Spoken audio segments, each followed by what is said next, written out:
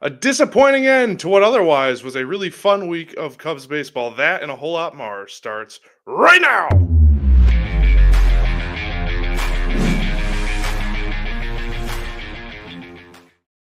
Welcome into another disappointing Sunday edition of the Setup Man post-game show. I am Alex Brawl, along with the Cubs podfather himself, Kyle Stanley.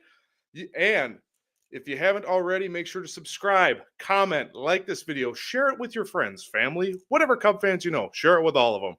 And also get ready to participate. If you have something to say about this game, and trust me, if you're like Kyle and myself, you definitely will, especially about this game specifically. Kyle will drop that link in the comments below. And make sure you click that link. We will add you to the backstage. You will be able to participate and give your opinions on this game and really a really fun week of Cubs baseball. So we're going to try and sunshine pump, but obviously we have to talk about the negative first. But we have to. When you click that link, you will be invited to the backstage. Stay there. We'll get to you in the third segment. So if you get there right away, no worries, but hang on tight. We'll get to you in the third segment. But all right, let's talk about it. Another disappointing end on a Sunday. The Cubs dropped the series finale to the Padres 8-7. And really, it's tough to be angry about this game, or at least I'm very conflicted, Kyle. I'm angry. I don't know. I want to be angry. I'm going to be angry. Well, and that's totally fine. And I'm a little angry too, but also this week the Cubs went 5-1 and scored 52 runs. It was such a fun week. And then obviously today didn't go our way. But you and I were having an interesting conversation off air that I want to bring to light here. So I had said, oh, this bullpen again. You said, well, actually, I blame the offense. And I would love to know why you're blaming the offense and not the pitching in this one. Well, okay, so here's the thing. Let me rephrase, because we were doing that through text. So I don't actually blame the offense. If you score 7 runs with the conditions at Wrigley like they are in April, you should win the game. Let's just throw that out there first. And by the way, yeah, a lot of people want to say things. We already got 3 people in the backstage here. Remember, you guys, we'll invite you in on the third segment here, so stay patient with us. My point was, I don't think you can look at one specific thing. I blame the offense and the lack thereof the final 7 innings. They scored 7 runs in the first 2 innings, and then they went dark for 7 innings. I think no matter what, I don't care if you score 10 runs in the first inning. If you don't score again after that, you're putting yourself in really hot water, puts more pressure on the defense, puts more pressure on the bullpen. And for that reason, those things are magnified. Those setup sins, as we call them, they get magnified when the offense isn't working. What I loved about the first 2 games, Alex, was that even though the first game was a 3-1 game, you know, that just felt like kind of the Cubs had command the entire time. And then they put their foot on the pedal and got that one last run to kind of like sink the Padres on a day where it looked like 2 runs was going to win a game. Then the next game, hey, 4 up 4-1, I think was the score. And then they made it 7-1. They continued in those first 2 games, and they did it in Sacramento as well, where it was like, hey, we can feel the other team creeping back in, or we might give them a chance to creep back in if we don't actually get more runs. And that was the missing piece for me today. As soon as Kyle Tucker hit that home run to make it 7-3, I was like, great, we're ready to put this thing in the bag. Who else is going to hit a home run? Who else is going to join in on the party? And then the party just stopped after that.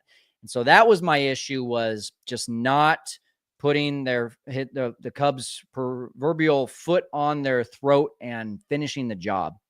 But that's to your fair. Point, though, the bullpen sucked too. Yeah, I mean, in my opinion, anytime your offense gives you 7 runs, and let's face it, the Padres were kind of all over the map today. They started out cold and then they were hot. It was just a weird game in general, which is hard for me to make heads or tails of what actually happened today. But here is my overall point with the bullpen. Well, and Ben Brown. The pitching in general today wasn't great. Let's start there. Good. No, Ben Brown, and I have his line pulled up here. Ben Brown. 4 innings, 5 runs. 4 innings, 7 hits, 5 earned runs, 4 walks. That is a hit by pitch. Oh, yeah, let's not forget that he drilled Jake Cronenworth right in the ribs with a 98-mile-an-hour fastball. I'm surprised he stayed in the game. But walks. Ben Brown couldn't find a strike zone with the GPS today. And he battled, to his credit. But the only 2 pitchers in the game today that did not walk a single batter were Brad Keller and Julian Merriweather. Everyone else had at least one walk. It is infuriating. We can't find somebody to throw strikes even somewhat consistently. And these walks are killing them. And we'll get to it in the sins portion, but they all seem to be leadoff walks. Porter Hodge, especially. I still think he should be the closer. I'm not going to move off that stance. I will die on that hill. Yeah. However, we get to the 8th inning. He comes in. He's supposed to be one of our shutdown guys. Walks the leadoff guy. Surprise, surprise. Leadoff walk scores. This is just, we're living in this deja vu reality where every game, if it's even close, it's like, oh God, here we go. And actually, you had texted me before the 9th inning. Here comes Presley. Here's a loss. Yeah. Oh, yeah. I mean, are we not all thinking that at this point, right? For sure, but that's the frustrating point, or the Yeah. frustrating part for this whole thing. We are the Chicago bleeping Cubs. Why are we struggling so much to find a 9th inning guy? And there might be one in the bullpen. You're just pitching him in the 8th and not the 9th. Well, to your point, and I'm actually looking this up because I was in the middle. And by the way, just so you guys know, I am doing a breakdown of what actually was the box. I figured out what the box were actually after watching again and again and again and again. Was able to figure that out. And so be on the lookout for that later tonight when I throw it in there. But let's see here. So it was the 5th inning when Thielbar came in. Am I right? Yes. Am I right on that? So, okay, Thielbar gets 2 quick outs, right? He strikes out Gavin Sheets. Jason Hayward pops out. Elias Diaz walks. Fernando Tatis walks. Luis Arraez, who it doesn't matter if it's a lefty or righty, is tough to hit against. I think that was a really big point in the game where I expected someone else to come in. Thielbar got the first 2 guys. Okay, you can't get the next 2 guys. And then what happens? Arraez ends up getting the base hit to make it 7-6. Then Merriweather comes in. I thought that was one batter too long. And then after Merriweather, you had Keller come in and both of them put up zeros. I expected Keller, based on how Counsell has pitched him so far this year, Keller only had how many pitches? He had 17 pitches. I really thought he was going to go back for another inning, especially given how bad Presley was just 2 days ago. You think to yourself, okay, with a 1-run lead, you put in Keller for another inning, and then you bring Hodgin in the 9th, and maybe we've got a chance to lock this up. I still don't like having to judge Counsell on a bullpen decision in this game because the offense gave them 7 runs. The offense should have gotten another run or 2 just to drive it home, and they didn't. But because of that, little decisions like that, you just Thielbar walked back-to-back hitters. He didn't look like he had it after that. Why are we letting Arraez, who already had a couple hits and is tough against lefties? He hit, I believe it was a double against no, he had a really good bat against Boyd. It ended up being a single, but he had a really good bat against Boyd the other day. He's tough on lefties too. So I just, it's stuff like that that just is infuriating. To your point, it just gets magnified. We're going to talk about the top 3 sins in the 3rd segment, but that was one that I want to make sure doesn't go untalked about, because that felt like a big decision to leave Thielbar in after he looked like he was kind of toast. For sure. And I think the further we get along in this season, the more I'm looking at Craig Counsell like, okay, we all gave you the excuse. First year adjusting, you're kind of sitting back. This is it, man. We're in it now. We are knee deep in trying to compete. And he leaves guys in too long, because I'm with you. Why is Thielbar after 2 walks? After the first walk, all right, see you later. And I realize Arraez is a lefty, but also he's a multi-time batting champ for a reason. It doesn't necessarily matter. So I just feel like we keep making these same mistakes and not learning from them. And trust me, I was in Milwaukee on Friday. I talked to a lot of Brewers fans, and they all have the same complaints we do about Craig Counsell. He doesn't know how to manage a bullpen, was the general theme I got talking to these people. And at first, it's like, well, maybe not. Maybe this is just them being salty. The girlfriend left you, and you're just being salty. No, this is now becoming an issue, and it's becoming magnified because us Cub fans are starving just to win 85 games, let alone 90 or playoffs. Just get us to 85. And it's just, we keep doing the same dance over and over and over. And it's only magnified because, again, they put up 17, 10, 9. They did that all in Sacramento. They come back home on Friday. It was a really clean game, and they took advantage of some Padres miscues. And actually, maybe we should just transition into our series wrap now. Well, I want to say something really quick there Yeah. and we want to make sure we talk about some good things from this game too, because there was a lot of good things early on.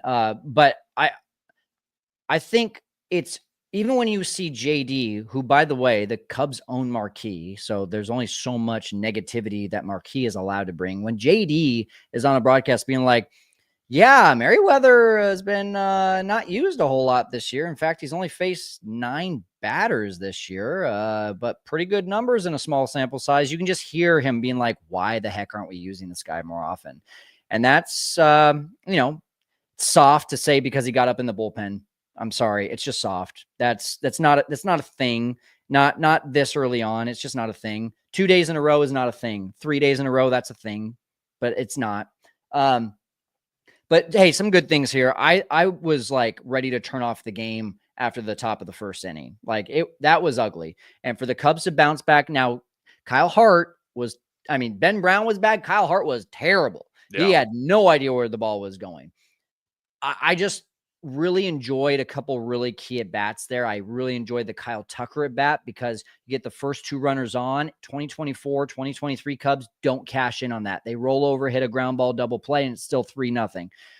Then the Nico Horner at bat, fouled off pitch after fouled off pitch. And then eventually, not only does he get on base and hits a single, he hustles into a double, which was huge because now that put the tying run it was a tying run that scored. It put the go-ahead run at third, and then another run in Nico, the 5th run at second.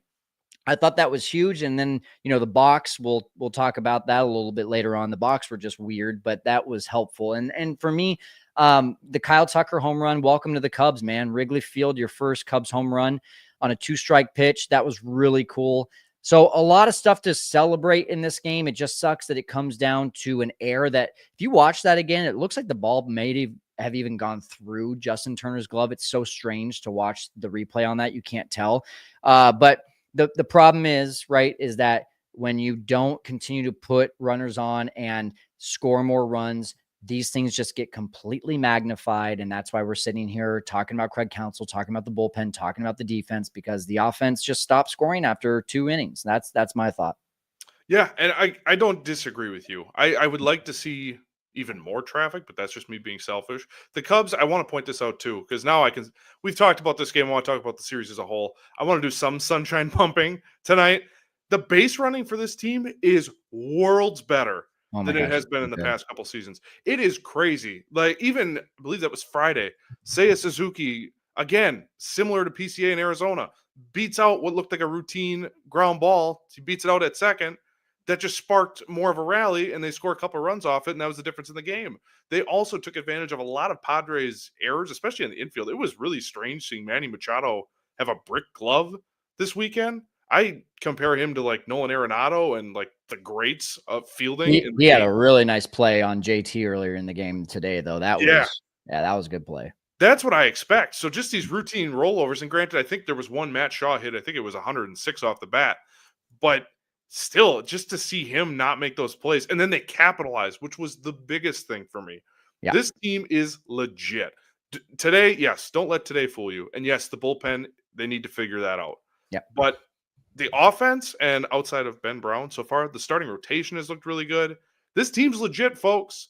If they can just find 1 or 2 guys in the pen that they know they can rely on day in and day out, it's going to make a world bit of difference. Just like Kyle Tucker does to that offense, because oh my, that offense looks so different.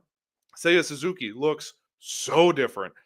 I believe it was either the game, I think it was yesterday. It was basically, let's pitch around Tucker to get to Suzuki, which you haven't seen that before from this offense. They haven't had a guy like that. Even back in 23, Bellinger was not that kind of hitter.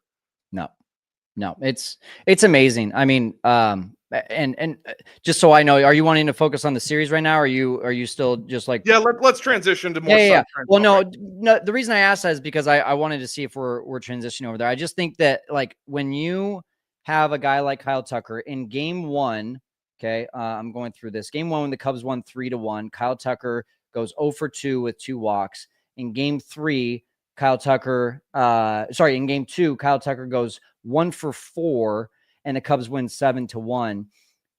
the thing about it though, and we don't have to talk about this a whole lot because we're going to be blue in the face by the time we do, but the thing about it is that he still gets on base 3 times, even though he didn't have 2 great games.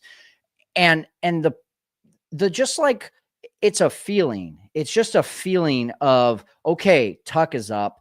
And whether he gets on base or whether he hits a home run or whether he gets an RBI double, it's like, instead of being like, okay, Seiya's up, he has to do something, it's more like, hey, Tuck is up. And it, at least as a fan, that's the way I feel. When Tucker was up today with 2 on and 1 out, my thought was, wow, if Seiya Suzuki was up right now, if that was who we were relying on, which was basically 2024's version of Kyle Tucker, that was our quote unquote best hitter. We thought it would be Cody Bellinger, but it ended up being Seiya Suzuki. There's no like confidence in that at all. Yeah, his numbers look good, but there was no confidence that he was going to come through in the clutch. Kyle Tucker, it's like, yeah, let's do this. And then he did. And then later in the game, he did again. In past games earlier in the series, he didn't. But because of just that light feeling, it's like the rest of the lineup just kind of doesn't feel this heaviness of, I got to be the guy, I got to be the guy, I got to be the guy. And that's my 2 cents on that. Absolutely. And I think I said this last Sunday, a week ago today. You can tell his approach at the plate has been infectious for this whole lineup.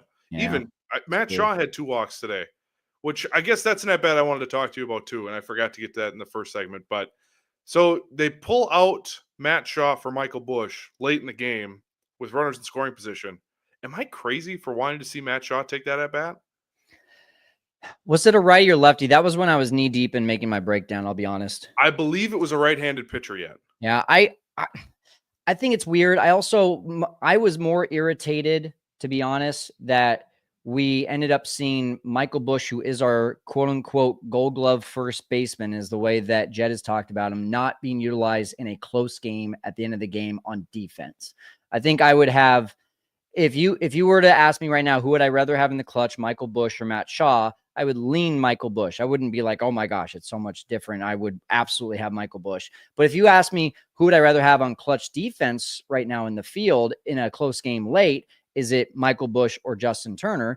Oh, it's Busch all day long. Yeah. So again, once again, when we don't score a ton of runs after the first couple innings and you put more pressure on the pitch and you put more pressure on the defense, these things get magnified. And that was another thing that I just was like, why is Michael Busch not playing first base right now? Why was he pinch hit and then not kept in the game? That was more of a frustrating thing for me rather than Michael Busch for Matt Shaw. 1,000%. The only reason, and I 100% agree with you, I'm not real sure why bring him in just to hit then. And plus, he was coming off the bench. He was cold. It was cold today at Wrigley, they had said on the broadcast. And then, okay, so you're not going to use him in the field. All right, fine, I guess. But if you're going to bat him, I don't understand why Matt Shaw just didn't take the at-bat. Because Matt Shaw's approach today was pretty good. He had a couple walks. He's not making as hard of contact as we probably want. He's seeing the ball really well. You can just tell it by his plate approach. Yeah. And sure. Michael Busch today, it was classic last year Michael Busch.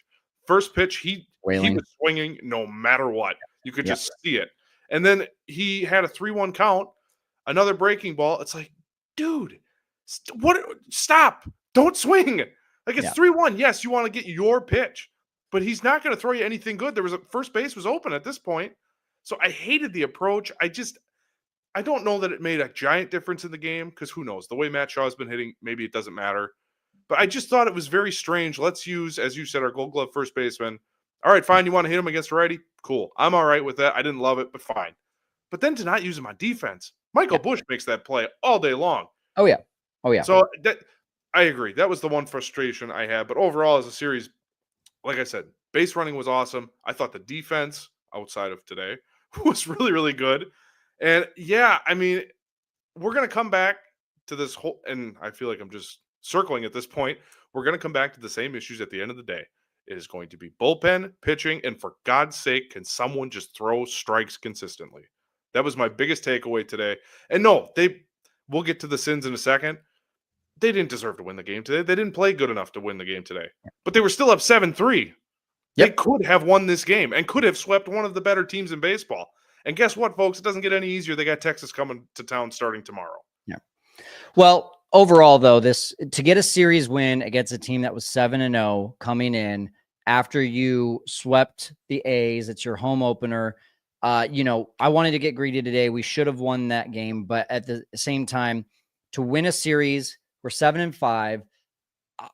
If you would have told me after going 0-2 in Japan that the Cubs would be 7-5 after their first series in Chicago, playing the likes of the Diamondbacks, the A's, and the Padres, I would be like, yeah, I'll take it all day long. Would I love to be 8-4? 100%. Now you can start talking about having a greedy April at 8-4. 7-5, I'm like, yes, okay, cool. We're pacing for right around 500. If we can be right around 500 in April, then we're good. Texas comes in. Texas has looked pretty good. I don't know the record. I haven't looked a whole lot into them. But I believe it's 8-2 and they walked off today. Yeah, okay. Well, there you go. Yeah, I've seen a few games and they've looked pretty good, I thought.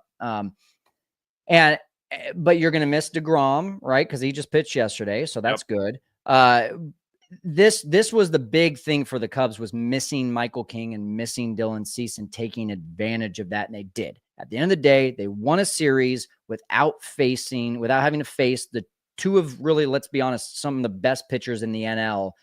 And that's one of those situations that, again, we looked at past Cubs teams and they probably play really well against Dylan Cease and Michael King, and then they get shut out by Kyle Hart, right? That's not what happened. The Cubs took advantage of having to see some B, C- pitchers, and that's a really good takeaway. That's a really good place to be after the Padres series.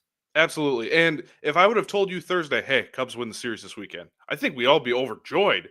The problem is, and same as last weekend, I'm trying to think, a movie that everyone see. We'll go with Avengers, the last one, whatever it was, Endgame. Like, you have a really fun movie, but at the end, the heroes don't win, and it's just a disappointing ending. Like, no one would see that movie. So this feels the last 2 weekends like this is a great movie. Oh my God, they're playing so well. And then the ending is terrible. So we're like, oh, this team sucks. Blow it up. When it's not really the case. This team's good. It just happens to be that the last I game just don't like that they have to do it to me on Sunday. Sunday's family day. I want it to be a nice, easy day. We go to church in the morning. We hang out. We watch the game. It's supposed to be celebration time. Back-to-back Sundays, man. I don't like having to come on here and complain. The good thing is this time we're complaining about a game in which a series win happened, whereas last week we complained about a game in which a series split happened when we could have taken 3 of 4. So it's crazy to think that the Cubs right now, you throw out all but one game, which was that, 8-1 loss against the Diamondbacks. Yeah, they really could have won. That comes out to be 7 of 8 domestic games so far. Yeah. That's good. That's good. Anytime we can be in every single game and be saying, hey, we should be winning these games. We should have won 7 of 8. Instead, we won 5 of 3. Okay, that's not great, but at least it puts us in a position to win. You have a lot of those 8-1 losses. That can be a real disappointing thing to talk about. And I know we're going to talk about sins here in a second. I know we're going to bring callers in. I want to remind everyone to go ahead and click on that link that I just threw down there. And in fact, one of our friends of the show, did you delete your comment, Matt Cozy? No, there he is. Okay, I found him. Friends of the show and Locked On podcast host Matt Cozy said, why not reshuffle the bullpen from now? Pearson and Morgan have options. Thielbar, only $2 million. If they move on, then Little, Neely, Palencia, Roberts, all throwing well at AAA. And I want to respond to that really quick. And Matt, if you want to even jump in the room and come talk to us in the last segment here, I'd love to chat about this. My thought is, Alex, is if Thielbar continues to struggle because he's on a major league contract, they're probably going to give him a little bit more of a leash, maybe till like end of April. I don't think that they're going to make that decision this early on. We think about guys like Julian Merriweather. Now, Julian Merriweather wasn't 38 years old when he signed with the Cubs. Thielbar is. But I think they're going to look at guys like that and say, if you have a major league contract, then we're going to give you till the end of April or a little bit longer than just calling it good here in the first 10 games of the season or so. That's my thought. But anyway, do you want to drive us into sins and colors? Absolutely. So we will get to your calls and sins right after this short message on how you can support this channel. Setup Nation, I want to take a quick break so that you know how you can support our channel and wear some cool swag like this. We've teamed up with Obvious Shirts to give you a chance to have your very own Setup Man shirt or hat. Pick from 3 different types of shirts or my personal favorite, the trucker hat. Go to the link in the description of this video and podcast to claim your Setup Man apparel. And thank you so much for supporting our channel. Let's change that. There we go. All right. So make sure, if you haven't already, comment, keep commenting. We love talking to you guys. Subscribe. Make sure you hit that like button as well. So let's talk about the sins from today. So we have our new fancy little graphic here. Obviously, the biggest sin from this game is the Justin Turner error. That at that point, maybe they cling to the lead, maybe they keep it tied, but obviously that gives up the lead. But in my opinion, and I know I fought for this off air, but that's okay. That's number 2. The Porter Hodge leadoff walk to tie the game. I've been complaining about it for the last 25 minutes. Like, the walks are absolutely backbreaking for this team, especially when your relievers aren't on point, and they really haven't been. And then the weird Padres box in the first inning. And I can't wait to watch your breakdowns, Kyle, because I still don't know what happened on that first one. Because it was super, it almost looked like they called it early. So I can't wait to see your breakdown of that, because it just, something seemed off with that. But just a strange game that I don't even really know what to make heads or tails of it, other than our relievers and their struggles continue. But Yeah. just strange overall. Well, and I want to address this really quick too, because you guys know we've been keeping track of sins and doing a final score. We kind of, as a group, decided, hey, maybe it makes more sense to just talk about the top 3. And that's why we're doing that from now on. I think it's going to be good for us to have a discussion about these, because, yeah, I mean, the Turner error, I've already said it multiple times. I'm not going to say it again or expand on it, but that's an issue because of all the things that led up to that moment. Ryan Presley walking the leadoff batter, the Cubs not scoring again after the second inning, Thielbar coming in, not being able to do his job, Hodge coming in, not being able to do his job. That all led to the Turner error being as crucial as it was. And it was the most crucial play in the game for sure. The Hodge error, I think you could interchange Hodge, or not Hodge error, the Hodge leadoff walk. The Hodge leadoff walk versus the Presley leadoff walk, I think you could interchange those, because one was with a 1-run lead and one was when they were tied, and they both ended up scoring. So that in itself, to me, was almost like, I think those are about the same. And then what we talked about earlier, Counsell going with Thielbar after he walks 2 with 2 outs. I just thought that was a really bad decision that was going to come back to haunt him, and it turned into an RBI single from Luis Suarez. All these things start to pile up. The box were wild. The box were really wild. That entire first inning. Do you know how over under, Alex, how many pitches were thrown in the first inning? I'll give you a number. 75. I believe at one point, I'm going to say over, because I know it was a 48-minute first inning. It was insane. We all kind of looked at each other. I was watching with family like, what is this game? There was 79 pitches in the first inning. Insane. Just a really quick, fun little note here for you. 8 runs, 79 pitches, 7 walks, 1 hit by pitch, and 2 balks. I think there ended up being a total of like 5 hits altogether. It's crazy. Yeah. So it was just an ugly first inning, but the balks were really strange. And it's definitely, I mean, you'll see on the breakdown, I just straight out tell Connor Gillespie, like, it's probably time to change that windup, because you're just confusing a lot of people. That was the confusion with the broadcast, both broadcasts. I listened on both broadcasts. They were like, did he just not tell them that he was going to be in the windup? Or did he accidentally go to the stretch without telling them? And it ended up being something else different. I'll leave you guys on the hook so that you can watch that later tonight. Just another reason to hit that subscribe button. And if you really want to know, hit that little bell also on YouTube to get notified when that pops up. But yeah, how about this too, Alex? We got over 130 people on a Sunday. So make sure to hit that like button too. Thanks, guys. Absolutely. We always appreciate the support. And in continuing that theme, let's open up the phone lines here and let's go to, or we're just going to write down the list here. Our friend Jacob is calling back. What's up, dude? Howdy. How are you guys doing? Well, we were good until this afternoon. Well, I can't comment too much on today's game. I actually had a game going on at the same time. And I will give some of the pitchers some leeway, because Jesus Christ, it was cold outside. I pitched somehow an inning of scoreless ball. And granted, I throw some marine, but I had no feel. All my teammates and the other team had no feel. So I'll give that. I mean, not the stress lead, but yeah. But what I really want to talk about is what to look for with Justin Steele tomorrow. Okay. Oh, that's Nice. right. You teased this last week. I'm Oh, excited yeah, to hear yeah. your stats.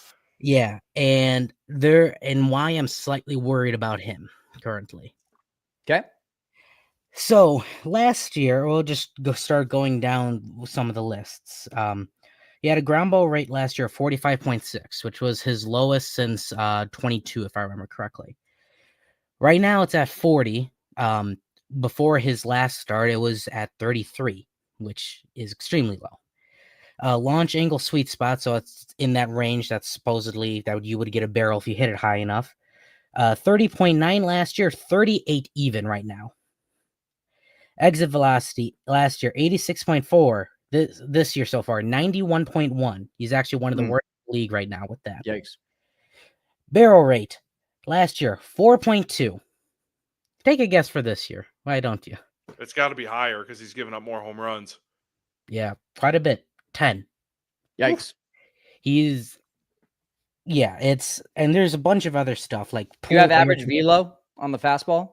Average velo, I did not write that down, but I can tell you it is a little bit lower. Yeah.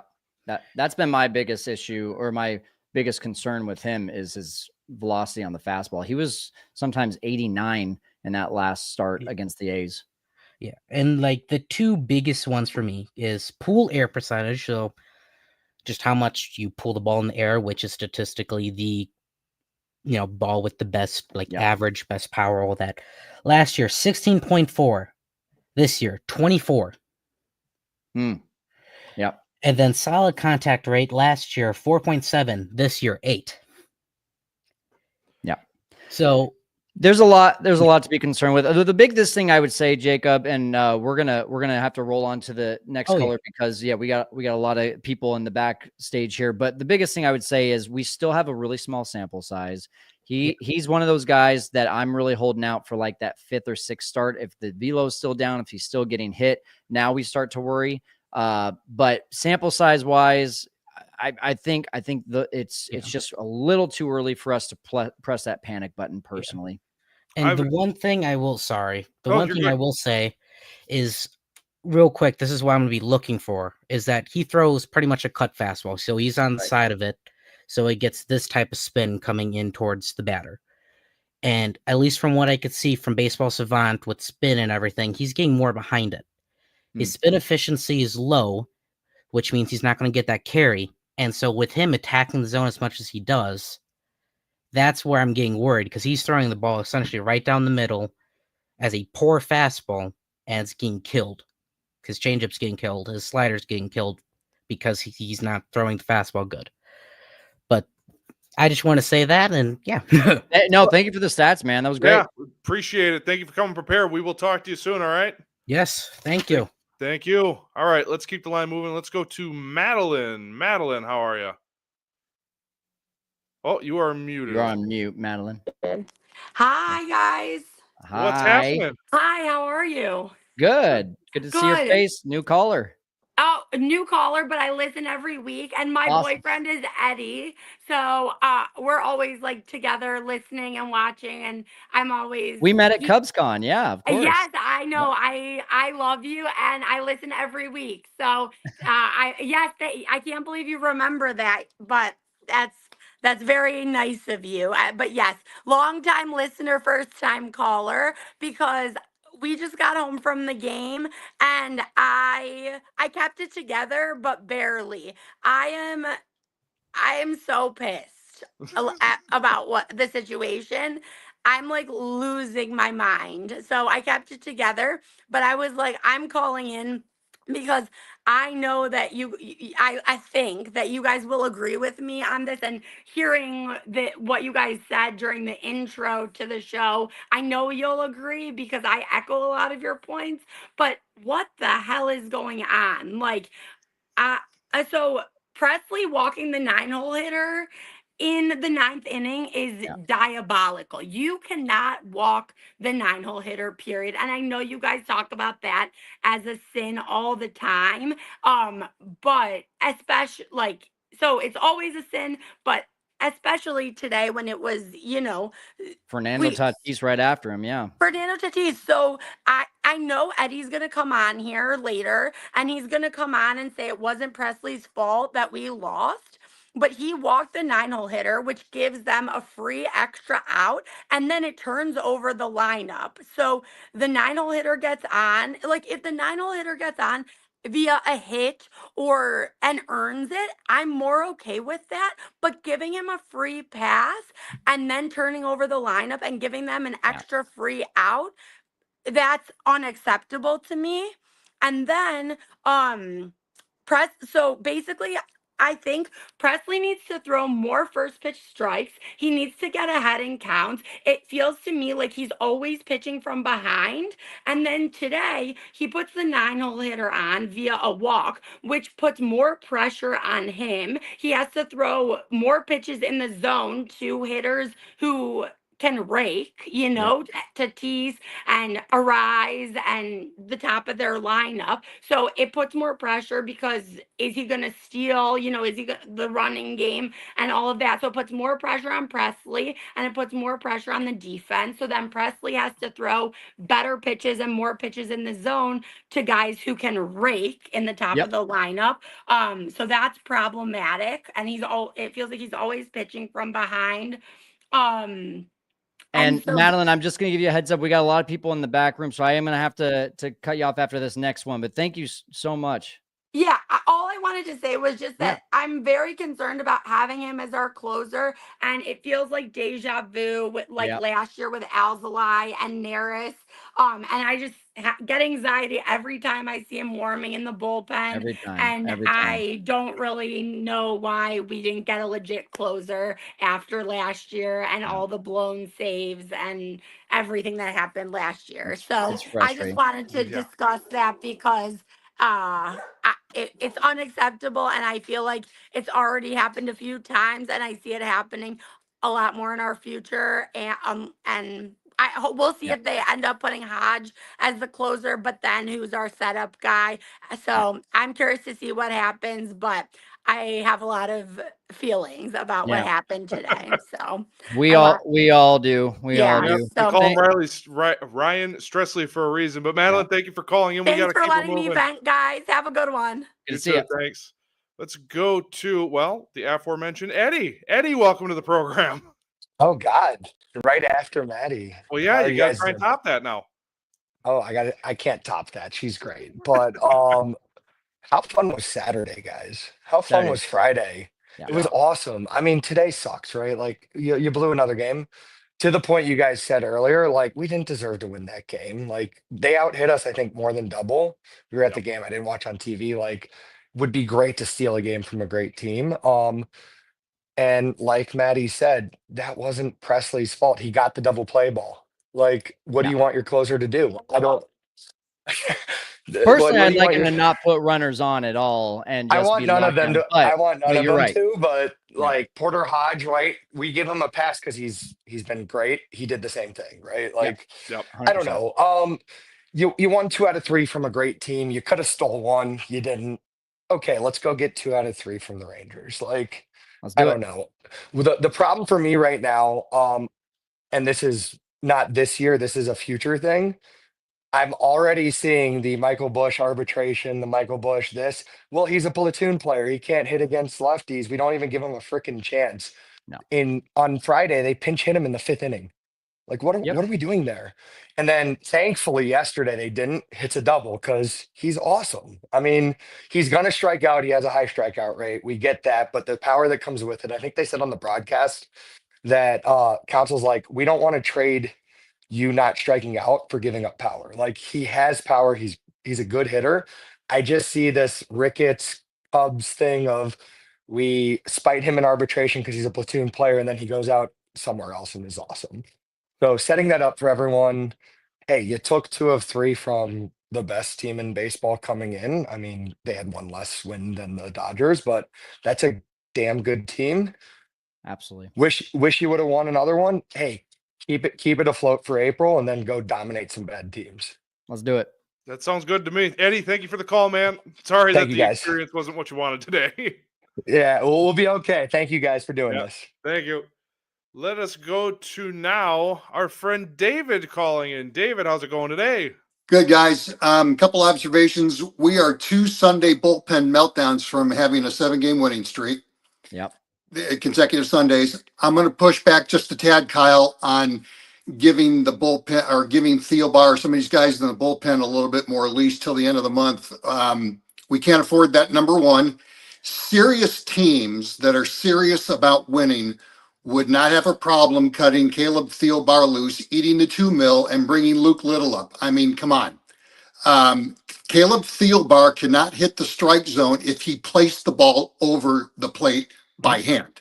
He can't do it. The guy's terrible. Right now, Brad Keller is a guy who's getting outs and looks unhittable. He should be minimum your 8th inning guy, if not given a chance in these next 3 games to take the 9th. Keller's this. Remember last time I was on, I was talking about Jed used to find these guys that were on a scrap heap and then they turn around. Brad Keller's that guy for this team this year. I hope you're right. I've had my eye on him as kind of his first outing wasn't great. Last 2 outings, he looked really good. Friday, 1 inning pitch, good velocity, no walks and a K. Today, let's try this in English. Gave up 1 hit in 1 inning, didn't strike out anybody, but no walks. At this point, I just don't want someone to give up free bases. That's the bare minimum I'm asking for. And Keller's throwing BBs and he's not walking people. Yep.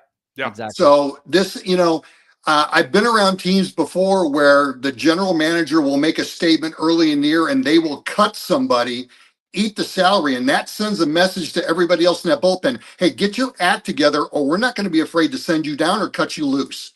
Well, and I'll speak to that really quick. First of all, the Thielbar comment that I had is not based on what I want. I don't think Caleb Thielbar should be on this roster. I think that's what the organization is going to do. I don't think the organization has the balls to go out and say, we're cutting you because you haven't had really, I mean, aside from 1 good outing, he hasn't looked good. And he's 38 years old. What you just said there, David, is never going to be what happens as long as Craig Counsell and Jed Hoyer are the head of this team, because Tom Ricketts hired them for a reason. He hired them because he knows that they're not going to push back when he says, don't go waste my money. Don't go and spend a bunch of money on a superstar because we don't have it. So you have this top-down organizational mindset of, we need to be conservative. Well, what's Jed going to do? Jed's going to say, well, conservative means we don't get Tanner Scott. Oh, by the way, I got the late green light to go get Tanner Scott, but that was too late. So now we just got to deal with who we've got. Well, that just, again, gives the same thing to Craig Counsell. Okay, these are the guys I have. So that's how this organization works. So if I go and say, well, I'm tired of throwing Caleb Thielbar out there, what's Jed going to say? Jed's going to say, too bad. You got to keep doing it because that's the budget that Tom gave me. And that's what sucks. Well, that's the thing, because middle of the game today, I even posted on our, the Cubs Talk Facebook pages, this team has got the it factor. Oh, they do. And Alex said it earlier in this broadcast that, this team's legit, but our Achilles heel is going to be this bullpen.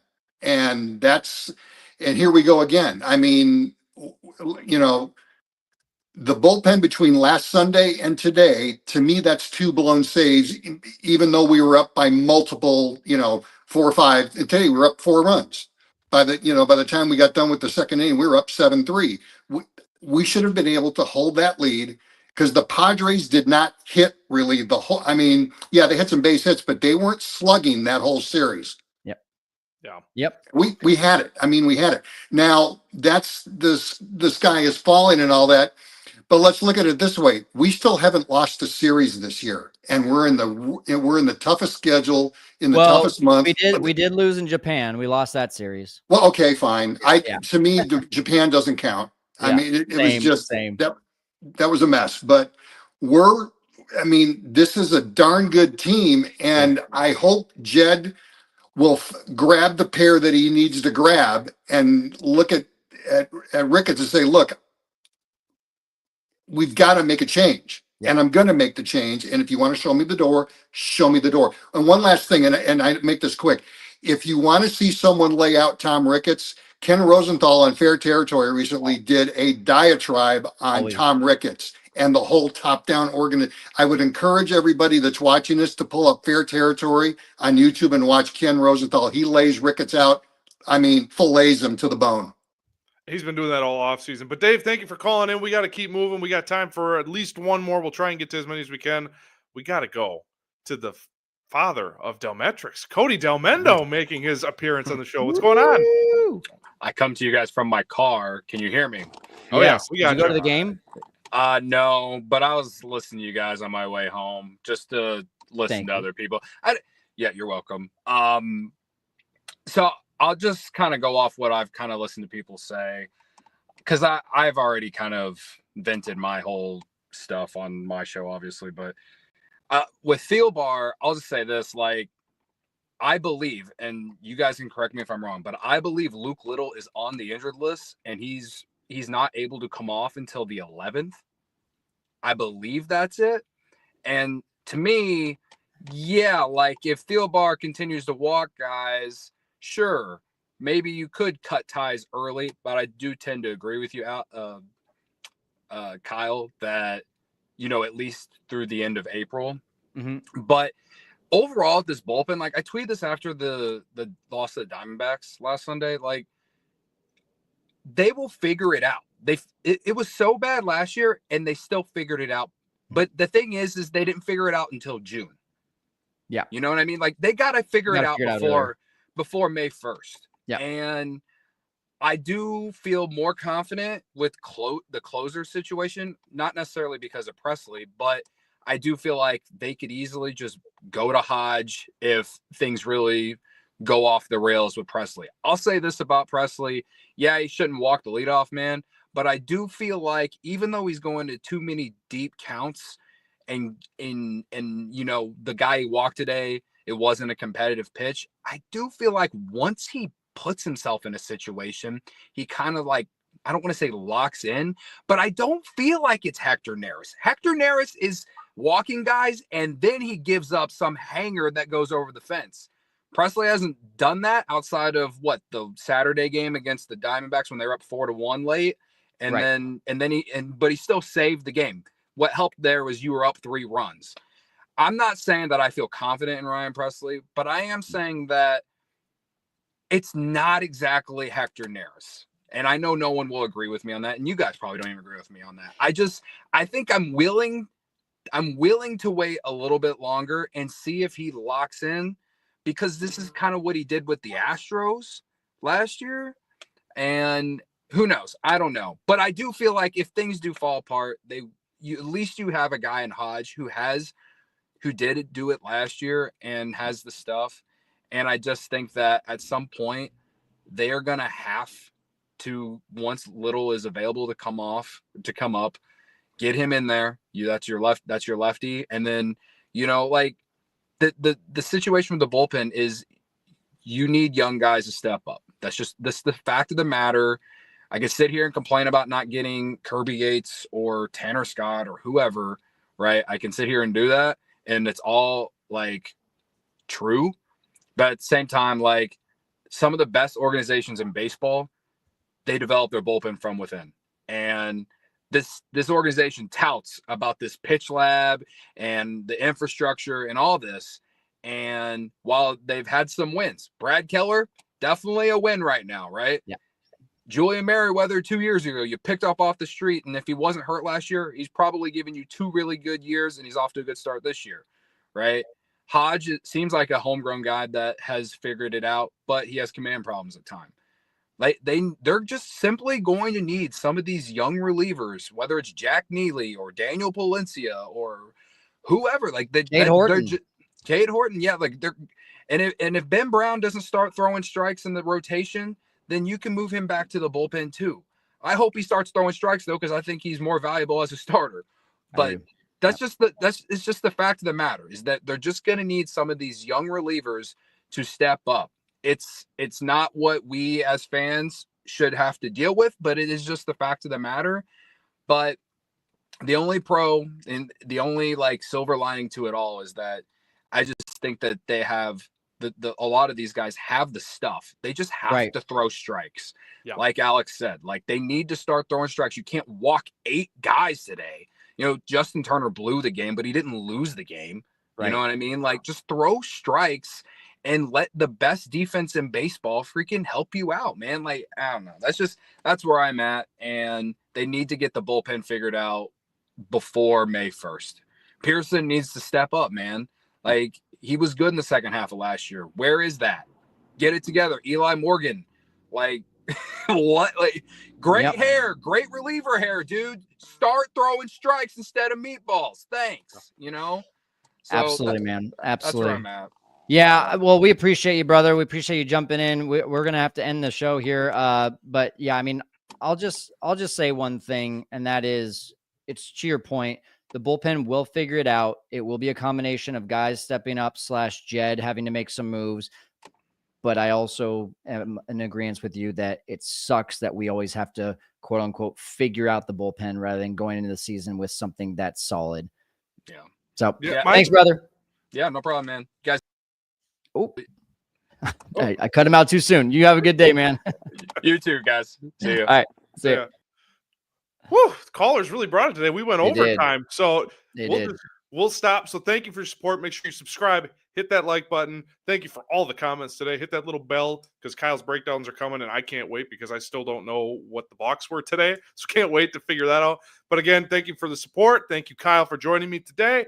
I am Alex, and for the Setup Man Nation, we are out. We're going to go put our arms on ice. Yeah.